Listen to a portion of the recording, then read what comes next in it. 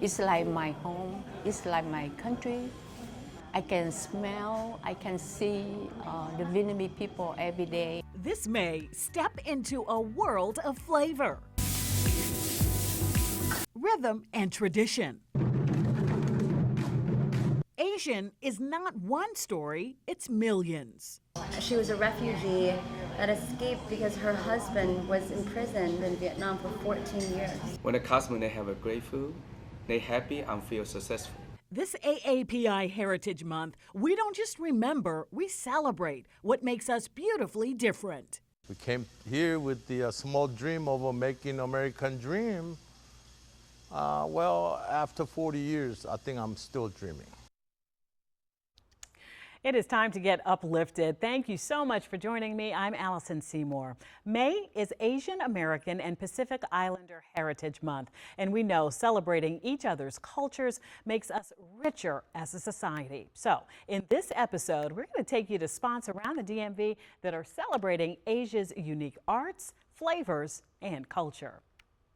Chances are you may have heard of origami. This is the Japanese art of paper folding. These are some examples of what you can make, and you can see someone made a group of dinosaurs. Another person created these fun stars, and if you look closely at that second image there, you can see the person who made those stars folded money instead of using typical origami paper. People have also used origami to highlight national events. This origami piece was displayed at the main press center during the 2020 Summer Olympics in Tokyo.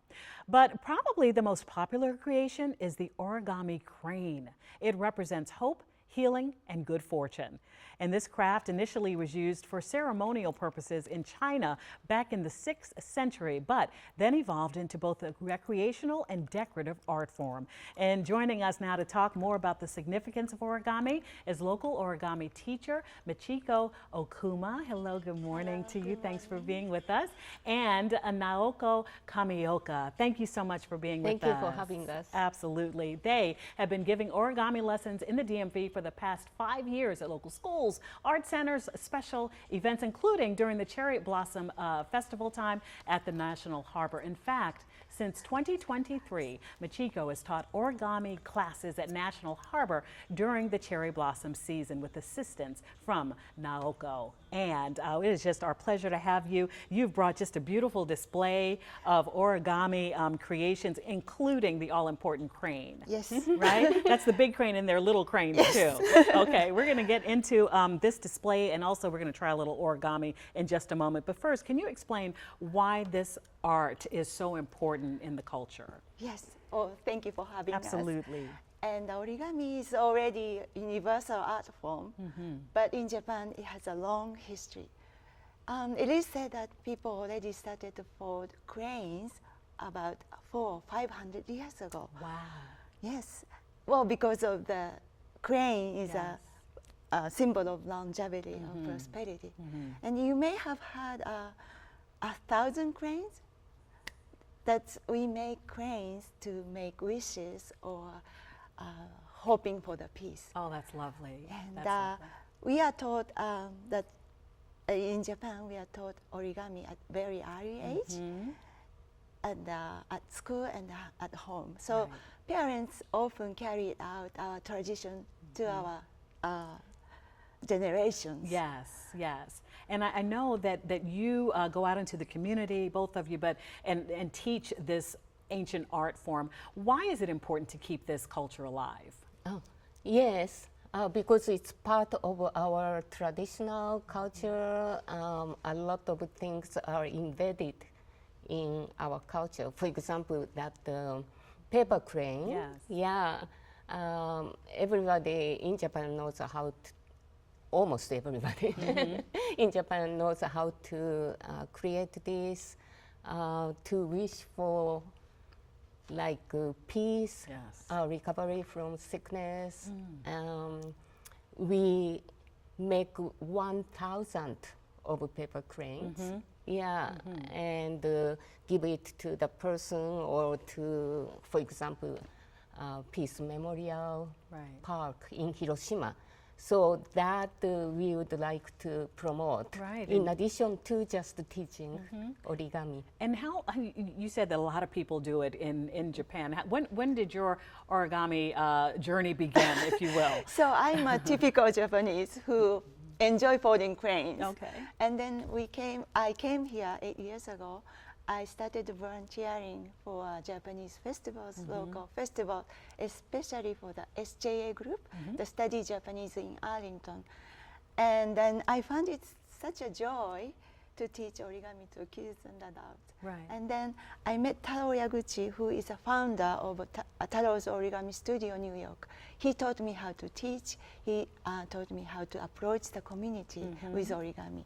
Yeah, and let me ask, what do you think is the larger impact of passing this beautiful art form down to not just people of Japanese heritage, but to the entire community? What do you think the impact is? Yes, as an educator, I know a lot of benefits of doing origami for children and adults too. It's like developing fine motor skills, creativity, problem solving. Okay. Like the skills we need in this era, right? I love that. And also, given raising issues of mental health among children and youth and adults too, folding gives peace of mind. It's good for mindfulness. And also, if we do origami as a group work, it's good for developing social skills. Oh, it's so much more than somebody might think it's folding paper. It's this beauty and also the learning of it and what it means to learn it, and it's much more. Okay. Though these are so beautiful, I love all the things that you said for your mental health, your dexterity, and all of that. You're going to teach a little Yes, something. I love to. Attempt So to teach, yes. origami is simple. Okay. Just one piece of paper Okay. turned into a different shape. May I take So, red? Red is one yes. of my favorites. Okay. So we're gonna make a heart, Okay. easy heart. All right. So put the white side up, and then fold diagonally. Okay. Diagonally to make a triangle. Okay. Okay. And then unfold. And another angle, we will make a diagonal fold. All So right. 2 times, and then unfold. You know the center point, right? Next time, 1 point goes to the center point. Okay. Okay, just 1 point. Okay, and then turn, upside down. Okay. Then this time, this point meet the center point on the top line. So Okay. goes all the way up. Got it. Okay, and now this part half going to be a diagonally Okay. So line now- up, line up to the center line. Line that up. way. Yes. Okay. Okay. Yes, yes, yes. Okay. And then Other repeat the side? other Same side thing, too. okay. So you see almost the Oh, heart, but not yes. yet. Oh, but okay. we're gonna do a little bit more. Okay. So turn it over. You see the white top. Yes. Touch the color line. Okay. Touch. Yes. And Same on the folding other side? down. Yeah. Okay. And then also the side is too pointy, so Okay. comes in a little bit. And from both sides. Okay. And ta-da! And there it is. Okay. You know, I actually shout out to a dear friend of the family, Dira, who tried to teach me how to do this sort of art when I was very little. So, Dira, I've made a heart with the help of these 2 professional origami So instructors. easy and simple. Thank you so much. I appreciate it. Thank you for having us. Oh, and if anyone is interested, where should they go to maybe try to learn some basic origami? Do you have a website or anything? Yes, I have. Search my name. We'll get that information on this episode of Get Uplifted. Thank you so much, ladies. It's been a pleasure. Thank you. Now, we know that food is another way that can help us define each other's unique cultures. It's also a big part of how we share our culture with others. So in that spirit, we're taking you inside Kumo Asian Bistro in Alexandria. Annie Yu reports. Behind me is Kumo, an Alexandria-based eatery that attracts so many people from all across the DMV. Let's go check it out. Come on. Andy. Hi, Annie. It's Nice so to good see to you. see Nice to you. see you. Nice to see you. Thanks for having us. I Yeah. came here hungry.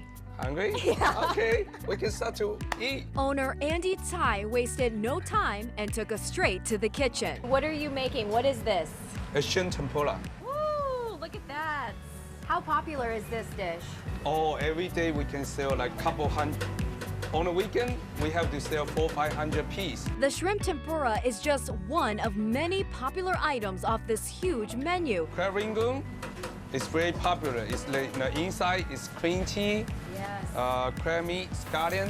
We make a fresh fried rice. Kumo is all about serving authentic Asian flavors straight from Thailand, Japan, and China. A reminder of how diverse our area is. Cheers. Cheers. Andy and his family immigrated to the U.S. in 1993 from China. He had one vision: to share his family recipes and cultural traditions with others, strongly believing that food unites us all. When the customer they have a great food, they happy and feel successful. Andy tells me he's so proud to be a fabric of the community and loves to pour support back into the area that has helped him achieve a dream. He loves supporting worthy causes, athletic programs, the PTA, and schools. And if you look around this cozy gem, you can't help but notice the touches of historic Chinese and Japanese character along the walls. And while you eat, Andy is happy to share stories of resilience, determination, and tradition, and might even let you make a roll with the sushi chef. Now, how sharp is that knife? It's really sharp. Just my be careful goodness. your finger. The sushi bar is the heart of the restaurant, staffed at all times with 5 to 6 sushi chefs each night. The options are limitless, featuring the freshest fish for your sushi and sashimi. Red and black roll, ready to go. And for Andy, each bite represents his dream realized. Dreams coming true. It's the common theme that we want to focus on for a bit longer. So in this next story, Annie Yu travels to Spa World in Centerville, Virginia to understand how one man is leaving his mark in the community and on himself. Ovechkin's been here? Oh my goodness! 안녕하세요. Nice to meet you. 85% of our customers are Americans, not Koreans. When Sang Lee immigrated to the U.S. at 17, he knew that one day he'd take a leap of faith. What can we bring in that are so Korean but beneficial to everybody? And that was a spa. Just experiencing the Korean bathing culture, which we have separate by the gender and children friendly. Spa World in Centerville, Virginia was modeled after a traditional Korean bathhouse. In Korean, it's called jimjilbang, which translates to heated rooms. Tradition was everybody get to the father and son, mother and daughter, go to a bathhouse, scrub each other's back. That's a tradition. It's an essential part of South Korean culture, found in many cities and towns. Just about everyone in Korea of all ages go to jimjilbangs. Everybody from ancient world, everybody want to live a long life. The king or a civilian, everybody want to live a long life. Korea has a long history of sauna bathing and wellness, a tradition that dates back to the 15th century and was first used for medicinal purposes. Over time, it evolved into a gathering place for relaxation, beauty rituals, and health benefits that go beyond a quick soak. When you first come in, we assign you a locker number and we hand you a uniform. The purpose of getting fully undressed and having the gender separated areas is we want you at your purest form, essentially, which is, bare bones, fully undressed. So you step into the tub fully undressed, and again, you're at your purest form. The nearly 50,000 square feet building is a wellness oasis with a lot under one roof. So it is currently 145 degrees in here? Yes. You can choose from 6 different sauna rooms. Real ice with a cedar wood or the natural jade. Each room has qualities great for your health, including minerals and temperature settings for therapeutic and healing effects. It has such a beautiful health benefit to human. So it's breathing. For Mr. Lee, nothing is more rewarding than modest beginnings to achieving success. We came here with the small dream of making American dream. After 40 years, I think I'm still dreaming. And you just heard it, two men's dreams coming true. Andy Kai, the owner of Kumo, and Sang Lee, the owner of Spa World. And we know they aren't the only ones. And we want to take a moment to highlight the common person you saw in both of those videos there. She is our special guest on this streaming special, our very own Annie Yu, my bestie. She says that she too is living the dream. You know it. I thank you for this because, you know, it's just, we're in this, the melting pot, right? We look at it more as it's a beautiful thing. I like to look at it more as what I was taught, like a tossed salad. You don't lose your culture, but you're all in this bowl together, this bowl being, of course, American, our culture. And then it's a delicious salad. Oh, isn't it a good salad? Yes, yeah. Okay, but you have just such a great backstory, right? Born in South Korea. Yeah. When did you come to the States, and what was that journey like for you? So mom and dad, we immigrated to the States in 1985. I was just 3 years old. So Korean was my first language. When I first landed here in the States, my family, we were truly Korean. Right. I went to school, I went through the ESL program, would come home and teach my parents, Mom, this is how you say hello. This is how you say, where is the bathroom? Girl, you are going to make me cry. Yeah, Don't do it, please. You know how I'm parents. emotional about this whole thing. And Yeah. after 40, I have become emotional too. Okay. But good thing is we have a It Kleenex happens, here. right? There you go. But you know, and it makes you grow up pretty quickly as a kid. Right. So a lot of my childhood, you know, I'm helping my parents, and so. But you're trying to navigate it too. I'm trying to navigate it too. Right. So that's the beauty. I'm trying to look back and find the beauty in all of that, even though I feel like I grew up so fast. I was forced to. But you know, it's like two generations that you're trying to navigate, two different cultures you're trying to navigate. But that's what made me who I am today. I love it. And so I'm so grateful for my parents' sacrifice. We didn't have a ton growing up, but I never felt it in my home because it was a home filled with love. And what I love is you give so much back to the Tiny Jewels of Asia Awards is what comes to mind. Oh, yeah. And always a willingness to represent what you do here with us, and we love you so much. But also taking that and going out into the culture. Important. It is. Why is it still important? That too. Yes, you know that absolutely. too. Being out in the community because they're your people. Yeah. They understand you. There's a connection there, and we have such similar stories, and we all share our stories. Right. You know, I think immigrating to a new country without having a lot, it's a lot. I'm actually still trying to wrap my head around how my parents navigated all of that. Right. To make that big decision to get on a plane to bring your children to a new country without having family and friends and starting new because you want to do it for your children. And you know, it's a big burden to carry. So when you're in a room filled with other people like you with similar stories, you find power in that. You find resilience, and it's important to keep those stories alive because of our kids. You never want to lose that sense of self, identity, history. You never want to erase any of it. So it's important on us to keep it going. So, and we all know that Annie is mom to a beautiful young lady. And how important is it for you to make sure that Ava is really well connected to her heritage, her culture? So what's funny is that when I was growing up, I did have my grandma with us, right? So she came later and stayed with us, and she watched me after school. And now I'm in this sandwich generation where my parents are with me and my family. So Ava gets that as well, what I received, having grandma right there. So she is growing up in the thick of our culture. She is fluent in Korean, loves Korean food, and I told her, Ava, you will appreciate so much of this when you get older. I know right now you kind of take it for granted, and it's just your normalcy, but when you get older and you look back, you're going to realize how lucky and blessed you were to have grandma right there and grandpa. Now I'm going to ask this question, and we talk all morning long, so but this is a question that I'm pulling from knowing you and talking about Ava, right? So I know that there were some things, maybe because you came at 3 and had to navigate school and all of that, that maybe you didn't want, like things to eat for lunch, as a matter of fact. But then you know what? What has hit me though is how you've shared just very casually, but I've thought about it, how Ava is excited to take, more traditional Korean dishes to lunch. Yeah. I consider that a win. I consider that amazing parenting. I really do. Why is that? God, I'm sorry. You made me cry. Why? When you think about that, because I don't know if you've thought about it, but I've noticed it.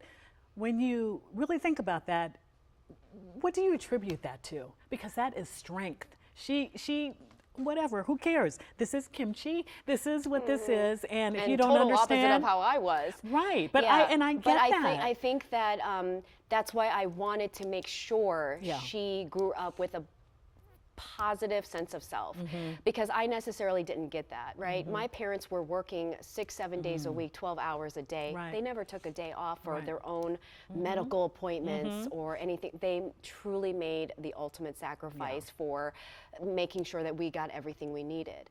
So I didn't get that type of parenting from my parents. I had to navigate that somehow and endure the comments, and my mom would pack me rice with bulgogi, which is like Korean barbecue, and I would literally like open the lid and close it right back up. Right, I get it. Because I understand. was so embarrassed. Right. Kids would make fun of you. Yeah.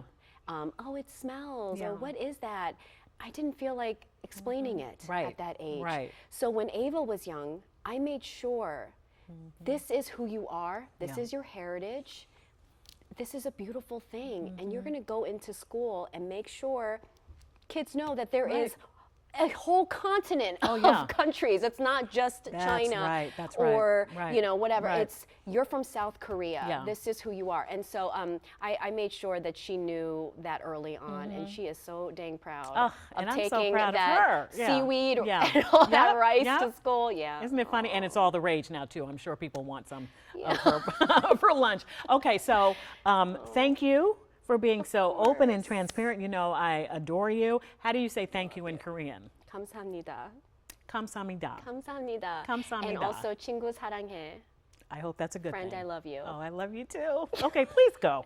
울지 I'm 마. way too Don't cry. emotional. I just love it. That's the American dream. You're doing such a good job, sis. Oh, You really are. All righty. The National Museum of Asian Art is celebrating Asia's rich culture. How you can be part of the fun. We need some fun. That's coming up.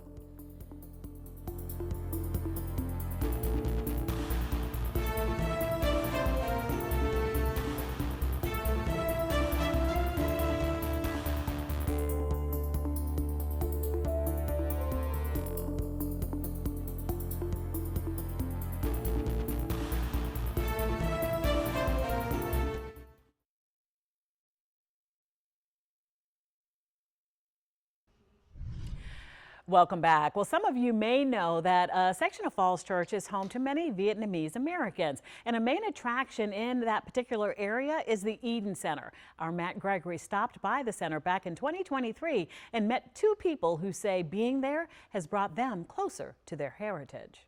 It's like my home, it's like my country. I can smell, I can see the Vietnamese people every day. When it comes to the Eden Center in Falls Church, it's hard for Song Nguyen to tell her story alone, so her friend Denise Nguyen helps out. So she says that, she was a refugee. She was a refugee that escaped because her husband was imprisoned in Vietnam for 14 years. In 1990, Song and her family made it to the United States. Immediately, they found a familiar place at the Vietnamese shopping center, Eden Center. The first job she applied for was at a restaurant here at Eden Center. Fast forward, it's now been almost 30 years that Song has served her home country's cuisine at her restaurant, Ban Gun Saigon. She's just one of the hundreds of stories you'll hear at the Eden Center, and Denise loves to tell them. It means a lot to me, and it's just the closest way to understand and reconnect with my heritage. Now we want to highlight a local museum we know many of you have been to, the National Museum of Asian Art. The museum is located on the National Mall right next to the Smithsonian National Museum of African Art. And the museum showcases how art from different Asian countries can intersect with other countries' cultures, including the United States. And they're also hosting a handful of events in May to celebrate the arts and culture of Asia. And joining us now to talk more about this is the museum's head of public programs, Nicole Dowd. Thanks for being with us. Thank you so much for having me, Allison. Absolutely. Okay, well, first of all, tell us about the museum if folks watching have not been. Sure. So we are the National Museum of Asian Art. We're located on the mall, like you said. We are home to a collection of 46,000 objects across Asia as well as the United States. We 2 years ago celebrated our 100th anniversary. So in 1923, when we were founded as the Freer Gallery of Art, we were the first museum on the National Mall dedicated to art, and we're still the only museum on the mall with this large Asian collection. I love it. When people visit, what do you want them to learn? What do you want them to go home knowing? Well, our visitors are extremely curious. They're so open to learning, to really seeing some of the connections between all of the types of Asian art, and we want them to feel inspired, to look at objects that maybe they've never seen before, cultures that maybe they're not familiar with, and come away feeling inspired and learning something that maybe they've never learned before. Do you find any commonalities within the different countries that make up Asia? I mean, it's such a huge continent, right? Are there any commonalities? So I'm not the art historian or the scholar, but I right. do encourage people to come to our tours with our curators. But it's really interesting because in the segment on origami, the history of origami kind of also represents the kind of traveling of culture and craft and art. And so the way that our galleries are situated, you can kind of travel between time periods, between countries. And I think our visitors start to pick up on some of the motifs that carry throughout the borders and boundaries that one might think of today. We talk a lot about impact here on WUSA 9. What do you think the impact is of this long-standing art museum? So I think it's really wonderful when we see members of the AAPI community. When I first moved to DC, it was one of the first museums that I had come to visit, and as part of the diaspora, there were things I had never seen before, and so learning about my own culture, about Asian culture, and especially the way that Asian art and culture relates to being here in the United States now, is really one of the most wonderful ways that we can connect with people and to make impact. And speaking of connection, I understand that you are in partnership with many of the AAPI in the community, different groups. Can you talk about that a little bit? Yes, so we, especially in my department, which is public programs, we really try to reach out to local organizations to help us to create programming, to create that connection to the community. So we work with organizations, we work with artists, we work with other scholars and writers, and we really strive to create a place and to kind of change the idea of what a museum is and create a space for people to see themselves represented and to gather together to learn, to celebrate, and to be in community with one another. What would you say, you talked about community and in community, so important. What would you say to non-Asians visiting? What do you want the impact to be there? Because that's the beautiful thing about museums. You go and you learn about other cultures.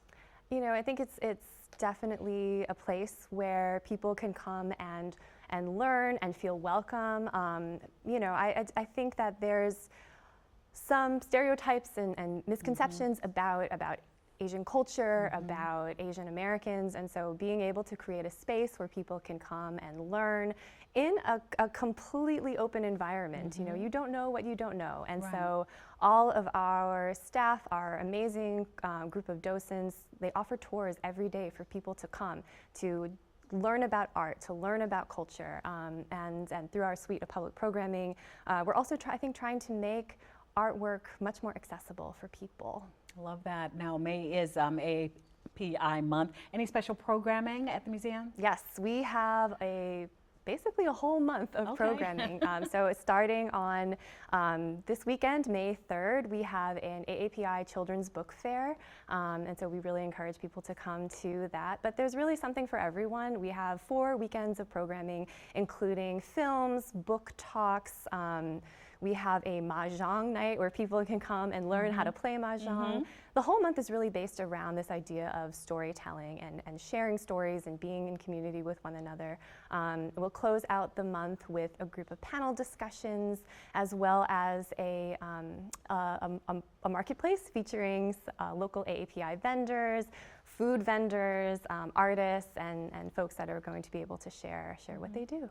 I appreciate you being with us. Where can people go for some more information? Because you just gave a whole lot of information, Yes. great information. So if you want to learn more about all the events that are going on in May and also throughout the year, go to our website, asia.si.edu, and you'll find everything listed there. I love it. Thank you so much, Nicole. Thank you so much, Allison. Now, before we go, we want to share this video with you. It features 5 Asian Americans. Some currently work with us and some who have transitioned to other jobs. And in this video, they share their favorite Asian traditions, the food experiences, as well as important message for celebrating AAPI month. Take a listen. What are some traditions that you guys kept alive in your families?